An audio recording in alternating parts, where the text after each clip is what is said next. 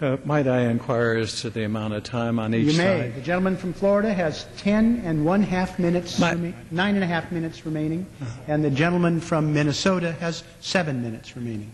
I would like to yield then 3 minutes to one of the rising stars of the Transportation Infrastructure Committee, Aaron Schock from Illinois. 3 minutes, Mr. Speaker. Gentleman from Illinois is recognized for 3 minutes. Thank you, Mr. Speaker. Thank you, Ranking Member Mica, for yielding the time. I rise today to connect 3 dots for my colleagues. Yesterday's vote, today's vote, and a vote that this body took on February 13th. Yesterday, I joined with the majority of this body in voting to extend unemployment assistance for an additional 13 weeks for American citizens.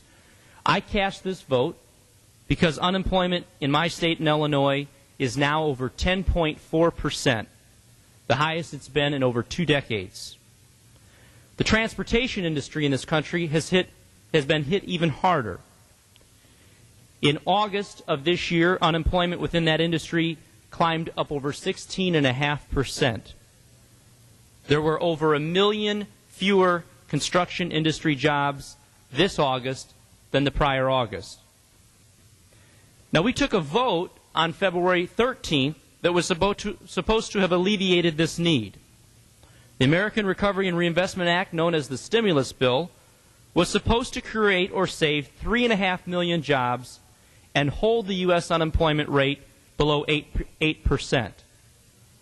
Ladies and gentlemen, it's clear to this body and also to the American people that the stimulus bill has not done its job.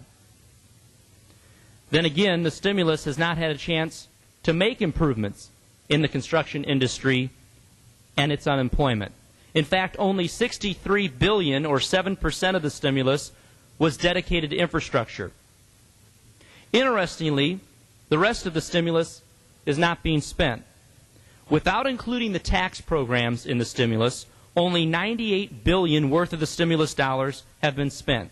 An additional $140 billion is in the process of being spent, which means that $343 billion of the stimulus remains to be spent. Which brings me to today's vote. We vote today to delay consideration of the highway bill. Why? We take this vote because no one in this body wants to talk about how to fund the highway bill. Doing so is too politically risky.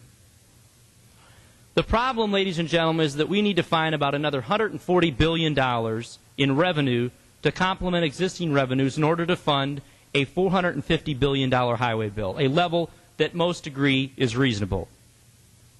No one wants to talk about the gas tax increase that would be needed to raise such revenue. But I would submit to you this.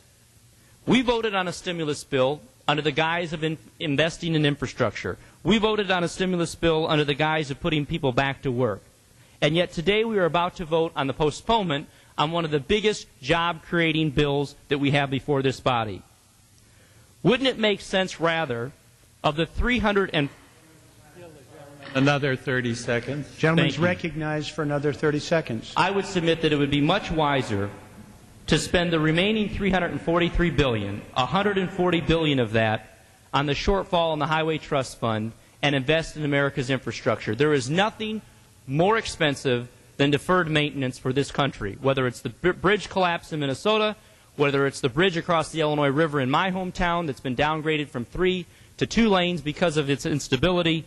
We need to invest in America's infrastructure. And rather than push bills that fly in the face of the majority of Americans, a health care bill that has failed to receive the support of the majority of Americans support a highway bill. Gentleman's time has expired. We need to vote on a full highway bill. I yield back.